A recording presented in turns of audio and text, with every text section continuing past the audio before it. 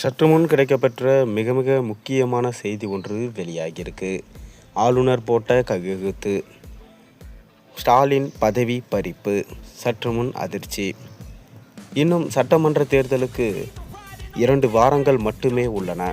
இதனால் தொடர்ந்து ஆளுநர் செய்த விஷயத்தால் ஸ்டாலினின் பதவியே பறிக்கும் நிலைமைக்கு சென்றுள்ளது. தேர்தல் தேதி அறிவிக்கப்பட்ட பின்னர் ஸ்டாலின் அவர்களின் அதிகாரங்கள் பறிக்கப்படும். தொடர்ந்து பொம்மை முதலமைச்சராக தான் இருப்பார்.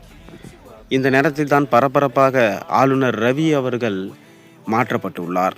தொடர்ந்து கேரளாவில் இருக்கும் ஆளுநர் தமிழ்நாட்டையும் கவனிப்பார் என தற்போது மாற்றப்பட்டுள்ளது. இதனால் ஆளுநர் ரவி செல்லும்போது ஸ்டாலினுக்கு ஆப்பு வைத்துவிட்டு சென்றதாக தற்போது பரபரப்பாக செய்திகள் ஓடிக்கொண்டிருக்கிறது. ஆளுநர் அவர்களை எப்படியாவது தமிழ்நாட்டை விட்டு அனுப்ப வேண்டும். இந்த ஆளுநர் எங்களுக்கு எதிராக இருக்கிறார், பிஜேபியின் பக்கம் இருந்து கொண்டு எங்களை வாட்டி வதைக்கிறார் என ஸ்டாலின் பல்வேறு குற்றச்சாட்டுகளை அடிக்கடி வைத்து கொண்டிருந்தார். ஆனால் ஆளுநர் பதவி காலம் முடிந்த பிறகும் கூட தமிழ்நாட்டிலே ஆளுநராக தொடர்ந்திருந்தார். எப்படியாவது இவரை விரட்டி அடிக்க வேண்டும் என ஸ்டாலின் எவ்வளவோ முயற்சிகளை செய்தார். ஆனால் கடைசி வரை முடியவில்லை. தொடர்ந்து ஸ்டாலினுக்கு இன்னல்கள் கொடுத்து கொண்டேதான் இருந்தார். தற்போது அவராகவே மாற்றப்பட்டுள்ளார்.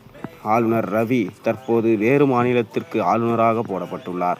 தொடர்ந்து தமிழ்நாட்டையும் கேரளா ஆளுநர் கவனிப்பார் என தற்போது செய்திகள் வந்த வண்ணம் உள்ளன. இதனால் ஆளுநர் ரவி செல்வதற்குள் ஸ்டாலின் அவர்களின் ஆட்சி அதிகாரங்கள் பறிக்கப்பட்டிருப்பதை நான் பார்க்க வேண்டும், ஸ்டாலின் பொம்மை முதலமைச்சராக அமர்வதை நான் பார்க்க வேண்டும் என ஆளுநர் கூறியதாகவும் தற்போது தகவல்கள் போய்கொண்டிருக்கின்றன. மேலும் இந்த முறை திமுக தோற்றால் கண்டிப்பாக ஆளுநர் RN ரவியிடம்தான் தனது ராஜினாமா கடிதத்தை வழங்க வேண்டும், அதை பார்க்க வேண்டும் என ஆளுநர் இருந்தார்.